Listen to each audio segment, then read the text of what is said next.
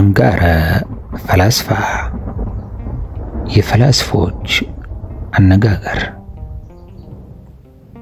ከሊቀ መዘምራን ሞገስ ዕቁበ ጊዮርጊስ ከግዕዝ ወደ አማርኛ ተተረጎመ። አንደበትን በተመለከተ ሞኝ ሰው በሶስት ነገር ይታወቃል አለ። ይህም ሰዎች ሲናገሩ የሰማ እንደሆነ ሳያስተውል ፈጥኖ ይናገራል። ሳትሰማ አትናገር፣ በሰው ነገርም ጥልቅ ብለህ አትግባ እንዲል መጽሐፈ ሲራክ ምዕራፍ 11 ከቁጥር 10። ሁለተኛው ወዲያና ወዲህ እያለ አንድ ቦታ ላይ አይቀመጥም። ሶስተኛም ያገኘውን ሰው ሁሉ ሳያውቀውና ሳይመረምረው ያምነዋል። የነገሩትን ነገር ሳያስተውለው ፈጥኖ የሚያምን ሰው ልበ ቀሊል ነው እንዲል መጽሐፈ ሲራክ 19 ከቁጥር 4። አንድ ፈላስፋ አእምሮን የሚበልጥ ምንም አይገኝም አለ። ነገሥታቱ በሕዝብ ላይ ይፈርዳሉ፣ ለዚሁም አዋቂዎች በነገሥታቱ ላይ ይፈርዳሉና። አግኝቶ ሳለና ሲቻለው የማይበድል ሰው ፍጹም ነው። ይዋሊደር ሳይል በጎን ነገር ለማድረግ የሚፋጠን ሰው ብልህና አዋቂ ነው። አንደበት የፈለጉትን ነገር ለማግኘት መለመኛ፣ የሐሳብ መግለጫና አስተርጓሚ ነው። መጽሐፈ ሲራክ 18። ክፉ ነገር እንዳይሰሩ የሚከለክል መካሪም ነው። በሐዘንም ጊዜ ሐዘንን በማስረሳት የሚያጽናና የሚያረጋጋ ወዳጅም ነው። ሰው አንደበት ከሌለው ምንድነው? እሱስ እንዲያውም ስለውት በማይናገር ስዕል ሊመሰል ወይም እንደተጣለ እንስሳ ሊቆጠር በተገባው ነበር። ከነገሥታት አንዱ ዘመን እንደምን አለች ብሎ ጠየቀና ዘመን ማለት አንተ ነህ፣ አንተ ሰላማዊ ስትሆን ሰላማዊ ትሆናለች፣ አንተ የከፋ እንደሆነ ትከፋለች ብለው መለሱለት። ሰራዊቱ ንጉሳቸው እንደሆነ ይሆናሉ፣ በአገርም ያሉት ሕዝቡ አገረ ገዡ እንዳደረገው ያደርጋሉ ይላልና መጽሐፈ ሲራክ 10 ከቁጥር 2። እንደ ንጉሱ አጎንብሱ፣ ንጉሱ ሲጎብጡ ሕዝቡ አጎንብሰው ዘፈኑ እንዲሉ። መከራ ሲያልቅ ተድላና ደስታ ይተካል፣ ጭንቅም ሲበዛ የሚጽናኑበት ተስፋ አለ። ብቻቸውን ሲሆኑ የማያምርባቸው 5 ነገሮች አሉ። እነዚህም ውበት፣ ተወዳጅነት የሌለው መልከ መልካምነት፣ ሲያጠፉ እያዩ የማይመክሩትንና የማይገስጹትን ሰው ዘመዴ ዘመዴ ማለት፣ የአፍ ዘመድ ከገበያ አያድንም እንዲሉ፣ ቸርነት የሌለበት ሀብት፣ የማይሰጡበት ገንዘብ፣ ጉልበት ሳይኖር መመካት፣ ስምምነት የሌለበት ትጋት ናቸው። ፈላስፋው እንዲህ አለ፣ ምስጢርህን አንተ ታስረዋለህ፣ ከልብህ አውጥተህ በአፍህ ያወጣው እንደሆነ ግን አሳሪህ እሱ ነው። አንዱን ሰው ሰርቶ ቀጥቶ ያሳደገ ማን ነው ቢሉት የሰነፎችን ስንፍና አይቼ በገዛ እጄ ተሰራው ተቀጣው፣ ከርሷም ከስንፍና ራቁ አለ። አዋቂ ሰው አጥፊ ሲፈረድበት አይቶ ይታረማል፣ ሰነፎች ግን ሲያልፉ ተዋረዱ። ከብልህ ሰው 3 ነገሮች ይገኛሉ። እነዚህም ለሰው ሁሉ ቸርና አዛኝ መሆን፣ ሁለተኛ በዛም ማነሰም በሰጡት አመስጋኝ መሆን፣ ሶስተኛ በሰው ነገር ጥልቅ ብሎ አለመግባት ናቸው። ከሁለቱም ይልቅ ይህ ሶስተኛው ይበልጣል። ከፈላስፎች አንዱ እንዲህ አለ፣ ፍጻሜው ያማረለት ሰው እግዚአብሔር በዚህም ዓለም በወዲያኛውም ዓለም ዓለሙን ያሳምርለታል። ልበ ቅን ለሆነ ሰው እግዚአብሔር ሥራውን ያከናውንለታል። እግዚአብሔርና እሱን የሚያገናኝ ሥራ የሠራ እንደሆነ እግዚአብሔር በእርሱም ዘንድ በሰውም ዘንድ የተወደደ ያደርገዋል። አንድ ሰው አንዱን ፈላስፋ ፈረስን መጋለብ ብማር ትወዳለህን ቢለው ይህ ጊዜ ያንተ ጊዜ ነውና እንደፈቀደ ብታውለው መብቱ ያንተ ነው አለው። ለሰው ከሥራ ሁሉ እንደምን ያለ ሥራ ገንዘብ ማድረግ ይገባዋል ቢሉ ሰው ገንዘብ ማድረግ የሚገባው ማታውኑ ሰጥማ ጠዋት አብራው ከመስጠም የምታወጣውን መርከብ ገንዘብ ማድረግ ነው። ይኸውም ክፉን ከበጎ በጎን ከክፉ ለይቶ የሚያውቅባት ክፋትና አመፃን ከማድረግ የሚመለስባት ሲተኛ አብራው የምትተኛ ሲነሳም አብራው የምትነሳ በተፈጥሮ የተሰጠችው አእምሮ ናት አለ። ልጅህን እንደምን አድርገህ ታኖረዋለህ ብለው ቢጠይቁት እርሱም ጠጥቶ ያልሰከረ እንደሆነ እኔ እንደምወደው ሆኖ ይኖራል፣ ጠጥቶ የሰከረ እንደሆነ ግን መጠጡ እንደወደደው ሆኖ ይኖራል አላቸው ይባላል። ከፈላስፎች አንዱን ደግሞ ከነፍስና ስጋ ማናቸው ያደክማሉ ብለው ቢጠይቁት ነፍስ ታደክም ይሆን ወይስ ስጋ ቢሉት ነፍስ ታደክማለች፣ ስጋ ነፍስ ከሌላት ብቻዋን አታደክምምና አለ። ዳግመኛም ነውርና ኃጢአት የሌለው ሰው ይኖር ይሆን ቢሉት ነውርና ኃጢአት የሌለበት ሰው ቢኖርማ ባልሞተም ነበር አላቸው። አንድ ፈላስፋ አንዱን ነገር ሰሪ ሰው እንዲህ አለው፣ አንተ በሌላ ሰው ላይ የምታሳብቀውን ማሳበቅ መቀበል ይገባልን? ወይስ ሰዎች በአንተ ላይ የሚያደርጉትን ሰብቅ ቢቀበሉት ትወዳለህ ቢለው ሁለቱም አይገባም አለ። እርሱም እንኪያስ በአንተ ላይ የሚያደርጉትን ሰብቅ ይተው ዘንድ አንተም በሌላው ላይ የምታደርገውን ማሳበቅህን ተው አለው። በሌላ የነቀፍከውን አንተ ከሰራኸው ራስህን መንቀፍ አይደለምን? ሮሜ 4:1 ሰው ጠላቱን መበቀል የሚችለው በምንድነው ቢሉት በጎውን ሥራ ቢያደርግለትና ብዙ ትሩፋትን ቢሰራለት ነው። ለጠላት ከዚህ የበለጠ መበቀልና ማዋረድ የለም አለ። ጠላትህን ቢራባ ብላው ቢጠማም አጠጣው። ይህን ያደረግክ እንደሆነ የእሳትን ፍም በራሱ ላይ ትከምራለህ። ክፉን በመልካም አሸንፍ እንጂ በክፉ አታሸንፍ ይላል ሮሜ 12:1። ከፈላስፎች አንዱ ሊያዝኑለት የማያስፈልግና የማይገባ ነገር ምንድነው ቢሉት የክፉ ሰዎች ሞት ነው አለ። ከመታገስ መደንገጥ የምትመሰገንበትና የምትሻልበት ጊዜ መቼ ነው ቢሉት በወንድም ላይ መከራ በደረሰበት ጊዜ እሱን ለመርዳት ደንግጠው በፍጥነት ሄደው ሲደርሱለት ጊዜ ነው አለ። ጥበብን ስትሰበስብ ገንዘብን ስለምን አልሰበሰብክም ቢሉት ጥበብ ፈጽማ የከበረች ትሆን ዘንድ ብዬ ነው። ጨለማን ከብርሃን ጋር አንድ ያደረገ ማን ነው? ተኩላን ከበግ፣ ነብርን ከፍየል፣ ላምን ከአንበሳ ያወዳጀ ማን ነው? ለዚህም ሁሉ ጥበብ ገንዘብን ከመውደድና ከመሰብሰብ ጋር አይስማማም ብዬ ነው አላቸው። ለሁለት ጌቶች መገዛት የሚችል ባሪያ የለም። ባይሆንም ላንዱ ይታዘዛል፣ ላንዱ አይታዘዝም። ለዚህም ሁሉ እናንተ ለገንዘብና ለእግዚአብሔር መገዛት አይቻላቸውም። ማቴዎስ 7:24። ጽድቅን ከኃጢአት የሚያስተካክላት ብርሃንን ከጨለማ ጋር አንድ የሚያደርጋት ማን ነው? ፈላስፋው ከመናገር ዝም ማለት የሚሻልበት ጊዜ መቼ ነው ቢሉት ቁጣ ልብን ለመቆጣት በሚያነሳሳበት ጊዜ አፈን በትዕግስት ልጓም ለጉሞ እንዳይናገር ያደረገ ጊዜ ነው አለ። ከአንበሳ ክፉ የትኛው ነው ቢሉ እንስቷ አንበሳ ናት አለ። ክፋት ከወንዶች ይልቅ በሴቶች ይጸናል ሲል ነው። ዳግመኛም ከመጋዝ የትኛው ነው ስለታም ቢሉ ከመጋዝ ስለት የስብቀት ስለት ይበልጣል አላቸው።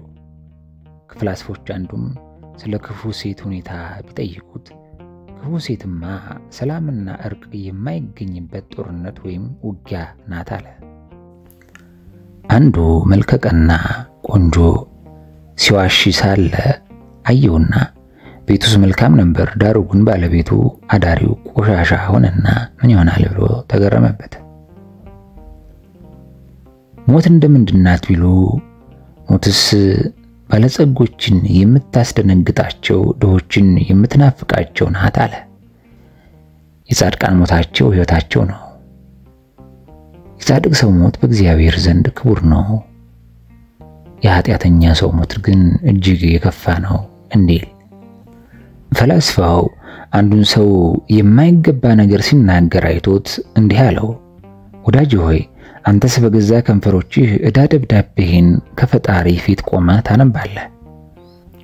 እስኪ የምትጽፈውንና የምታነበውን አስተውለው። ፈጣሪህን መበደልህ ይቅርና እንዳንተ ባለ ፍጡር ላይስ እንኳ እንደዚህ ያለ ክፉ ነገር ብትጽፍና ብታነብ አትፈራምን አለው። ሁላችን ክርስቶስ በሚፈርድበት ዙፋን ፊት እንቆም ዘንድ አለንና። ሁለተኛ ቆሮንቶስ ምዕራፍ 5 ከቁጥር 10። ከፈላስፎች አንዱ ሰው እንደምን አድርጎ ወደ ፈጣሪው ወደ እግዚአብሔር ፊት ይደርሳል ቢሉት እንዲህ አለ፣ በሕይወቱ ሳለ በጎ ሥራ ቢሰራ ነው። ሰው ከሀገሩ ወጥቶ ብዙ ጊዜ ከቆየ በኋላ ወደ ሀገሩ ተመልሶ ከሚስቱ ከልጆቹና ከዘመዶቹ ሲገናኝ ደስ እንደሚለው ሁሉ እንደዚሁም በሕይወቱ ሳለ በጎ ሥራ የሰራ ሰው ሲሞት ደስ እያለው ወደ ፈጣሪው ይደርሳል። በሕይወቱ ሳለ ክፉ ሥራ የሰራ ኃጢአተኛ ግን ጌታውን የበደለ ባሪያ እየፈራና እየተንቀጠቀጠ እንደሚቀርብ ሁሉ እንደዚሁ ባሪያ በመፍራትና በመንቀጥቀጥ ለመወቀስ ከፈጣሪው ፊት መቅረብ አይቀርበትም አለ። እንዲሁም አንድ ሰው ባልንጀራውን ክፉኛ ሲሰድበው ሰማና ወዳጅ ሆይ እግዚአብሔርን ስም የሚጠሩበትን አንደበት እንዲህ ያለውን ክፉ ነገር ሊናገሩበት ይገባልን አለው። በእርሷም እግዚአብሔር አብን እንባርከዋለን፣ በእርሷም በእግዚአብሔር አርአያ የተፈጠረ ሰውን እንረግመዋለን። ወንድሞች ሆይ ከአንድ አፍ በረከትና መርገም ይወጣ ዘንድ አይገባም አለ። ያዕቆብ 3 ከቁጥር 9 እስከ 10። ዓለምን የተወ የናቀ አንዱን ፈላስፋ ዓለምን የተውክ የናቅ ስለምን ነው ቢሉት ከእርሷ በግድ የምንለይ መሆኔን ስለተረዳው ሳልወድ በግድ ከመለየት በፈቃዴ ከሷ መለየትን ወደድኩ አላቸው። ዓለም ባይነቋትም እሷ ሳትንቅ አትቀርምና ሳትቀድም ቢቀድሟት የበለጠ ነው። ልጅህን የሰው ፍቅር እንዲያድርበት ከፈለክ ሰርተህ ቀጥተህ አሳድገው አለ። ልጆቹን የሚወድ ሰው መቆጣትንና መቅጣትን ችላ አይልም፣ በልጁ መሰልጠን ኋላ ደስ ይለው ዘንድ ሲራክ 30 ከቁጥር 1 እስከ 15። ዳግመኛም እንዲህ አለ፣ በዚህ ዓለም የሚኖሩ ሰዎች ሁሉ አኗኗራቸው የመንገደኛ አኗኗር መሆኑን ሊያውቁ ይገባቸዋል። መንገደኛ ከገባበት ሀገር አድሮ ሲነጋ ተነስቶ እንደሚሄድ ሁሉ እነርሱም ከዚህች ዓለም በሞት ተለይተው መሄድ አለባቸውና በዚህ በስጋችሁ አድሮ ያጅ እንደሆናችሁ ታውቃላችሁ። ከዚህ ከስጋችሁ ተለይታችሁ ወደ ጌታችን ትሄዳላችሁና። ሁለተኛ ቆሮንቶስ 5። እንዲሁም አዋቂ ሰው ይነቅፉት ዘንድ በሚነቅፉት ገንዘብ እሱን የሚነቅፉበትን ሥራ ምንም አይሰራም። ራሱ የሚመሰገንበትን ቅን ሥራ ይሰራል እንጂ ማንም ማን አያማውም አያዋርደውም፣ ሚስጥሩንም ማንም አያወጣበትም። እሱን ሲነቅፍና ሲያማ የሚሰማውን ሰዎች ሐሜቱን አያስጨርሱትም፣ ነገሩን ያስተባብሉበታል። እሱን ሲያዋርድ ቢገኝም እገሌ እንዲህ አያደርግም ውሸትህን ነው ብለው ያሳፍሩታል፣ ያዋርዱታል እንጂ። ሰውን የሚያከፋፋውና የሚያስነውረው ነገር ምንድነው ቢሉ በራሱ ላይ ያለውን ነውር እያወቀ የማይመለስና የማይታረም ሲሆን ነው። በልብ ሊይዙትም የማይገባውን ክፉ ነገር አጣፍጦ ይዞ ሲገኝ ነው አላቸው። ሰው የሚገመተው በእውቀቱ እንጂ በአካሉ ግዝፈት አይደለም ለማለት የእውቀት ማከማቻ መገኛ ልብ እንጂ ጎተራ አይደለም ይላል። አንድ ፈላስፋ ልጁን እንዲህ እያለ ይመክረው ነበር። ልጄ ሆይ ከሚመክሩና ከሚገስጹ ሰዎች ጋር መኖርንና ከአዋቂዎች ጋር መነጋገርን ውደድ። አዋቂዎችን ጠይቃቸው፣ ወንድምነታቸው ክብር ነው። ከነሱ ጋር አብሮ መኖርም ሀብት ነው። እነሱን መከተል ሰላምና ጸጥታ ነው። ቅንነት ግን በተለይ የነፍስ ሕይወት ናት። ከብልህ ጋር የዋለ ብልህ እንዲሉ ሰው በጎውን ሥራ ሰርቶ ካልፈጸመና የተሰጠውን ምክርና ተግሳጽን አጽንቶ ካልያዘ በእውቀት ፍጹም አይባልም። በጎውን ሥራ ሁሉ ሰርቶ ከፈጸመና ተግሳጽንና ምክርን አጽንቶ ከያዘ ግን ቁጣን ያሸነፈ ፍጹም ዕውቀት ያለው ነው ለማለት ይቻላል። ዳግመኛም የመከራን ፈተና ያላወቀውን ሰው ዓለም ከጉዳትና ከጥፋት ታደርሰዋለች። ብዙ መከራን የተቀበለ ትዕግስትን ይለምዳል። ስለዚህ መከራን አንሰቀቅ፣ አንመርምር፣ አንሰልች። ምግባር ትሩፋት ከምስራት ቸል አንበል። አንደኛ ቆሮንቶስ 4:16። በጎ ሥራ ከመስራት የተሻለ ነገር ምንም አይገኝም። ምስጢርህን አውቆ አበድ ለሆነ ሰው አትግለጥ። አውቆ አበድ ሰው ያበደ መስሎ ምስጢርህን ያወጣብህና ከጉዳት ያደርሳል። ደንቆሮ ግን አድብቶ ቆይቶ ይገድላል። ከመናገር ይልቅ አለመናገር ወርቅ ነው። ያምርብኛል ብሎ ከመናገር ይከፋብኛል ብሎ መተው ይሻላል እንዲሉ ከሰነፍ ሽማግሌ ብልህና አስተዋይ ወጣት ይሻላል። ከሰነፍ ረዳት ብልህ ታዋቂ ይበልጣል። ብልህ ይግደለኝ ይላል ነገራችን ሰው። የወዳጅ ጥላት ካለ ዘንድ ልብ አያፍርም። ልጆቹ ወንድሞችና ዘመዶቹም ቢሆኑ እንኳን አያምኑትም። ከጥላቴ ራሴን እጠብቃለሁ፣ ከወዳጅ ጥላት ግን አንተ ጠብቀኝ እንዲል ክፉ ፈተና በደረሰብህ ጊዜ ሰውነትን እረፍትን እንድታገኝ ትዕግስትን ገንዘብ ማድረግ ይሻላል። ትዕግስቱን ያዘወተረ እርሱ ይድናል። ፈላስፋ እንዲህ አለ፣ ጠላቶችህም ቢሆኑ ወዳጆችህም ቢሆኑ ጥበባቸውን እንድትይዝ ከጥበበኞችና ከአዋቂዎች ጋር መኖርን ውደድ። ከትልቅ ሰው ተወልጃለሁና ጨዋ ነኝ ከማለት ይልቅ ተሰርቼ ተቆጥቼ ያደግኩ ነኝ ማለት የበለጠ ያኮራል፣ ያስከብራል። ተሰርቶ ተቀጥቶ ማደግ ዕውቀትን ያወርሳል፣ ዕውቀትም ወዳጆችን ያበዛልና። ኃጢአተኛውንና አመፀኛውን የሚያከብር ሰው በግብሩም ምሰለው። የክፉ ሰው ክፋትን በጎ ነገርን አስመስሎ የሚያወጋ ሰው የአመፅ ምንጭ በሆነችው በዚህች ዓለም እርሱ የሚሰራውን ኃጢአት ሁሉ እርሱ ራሱም ሰራው ያሰኘዋልና። ሰምንና ሙጫን የያዘ ሰው እጁን ጨምዶ ይዘዋል። ትዕቢተኛውንም ወዳጅ ያደረገ ሰው እንደሱ ትዕቢተኛ ይሆናል። ሲራክ 13:1። የወደድከውን ተከተል አንተ ከርሱ ትለያለህና፣ የወደድከውን አድርግ አንተ ታገኘዋለህና።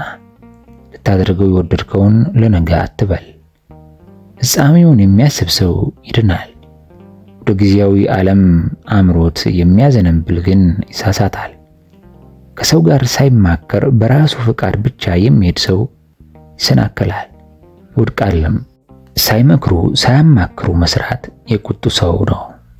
ሲራክ 14:17።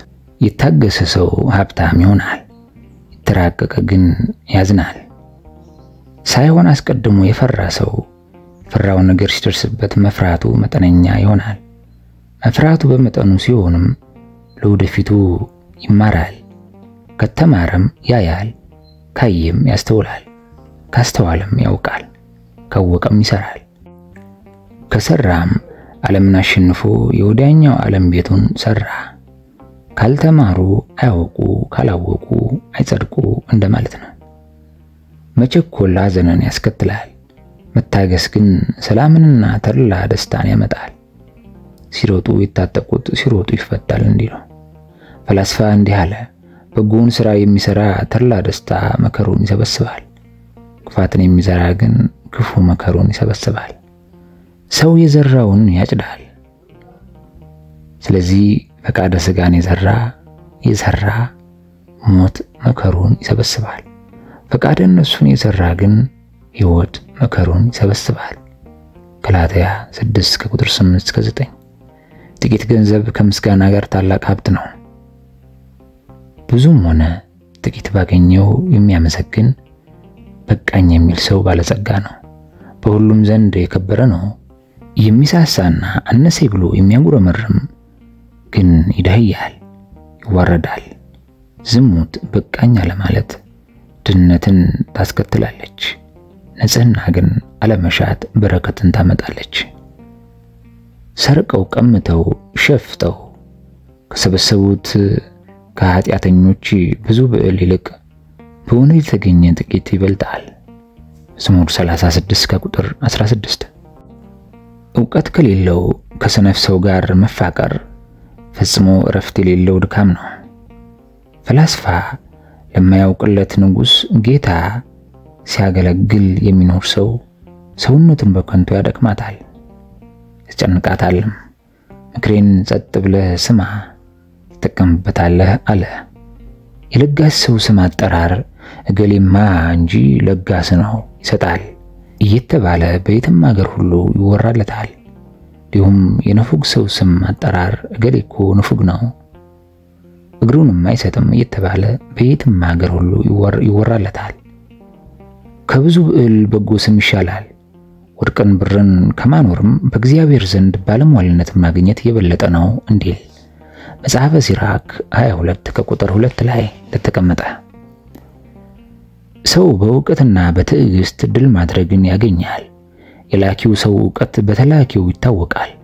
ከአዋቂዎች የሚሸሽ ምክራቸውንም የማይሰማ ሰው የገዛ ልቡና በገዛ እጁ ገደለው አጠፋው። ፈላስፋው እንዲህ አለ፣ የሰው ዋና ጠላቱ ትዕቢቱ ነው። ነገርንም የሚያበዛ ሰው ይወድቃል። ከማያስተውል ሰነፍ ባለጸጋ ብልህና አስተዋይ ድሃ ይሻላል። የእውቀት ፍሬዋ ቁም ነገሯ ከኃጢአት መራቅና ነውርን መሰወር ነው። ሥጋ ዕውቀት ያነሳት ናትና የወደደችውን ታደርግ ዘንድ ዝም ብለህ በማየት አታስነውራት። አገባብስ ብርቱ አሳቢና አዋቂ ናትና ነፍስን አስነውራት። ተሳስተሻል በላት፣ መሳሳቷን ግለጽላት። ማፈርና መኖር የነፍስ ነውና ከሚያስጎዳና ከማይጠቅም ሀብት የማያስጎዳና ለሚጠቅም ድህነት ይሻላል አለ። ዳግመኛም ስስት ጥበብን ታባረራታለች። ተሰርቶ ተቀጥቶ ያላደገ ሰው ነፍስ የተለየው ሥጋን ይመስላል ብሏል። ለሰነፍ ሰው በሕይወቱ ሳለ ማልቀስ ይገባል።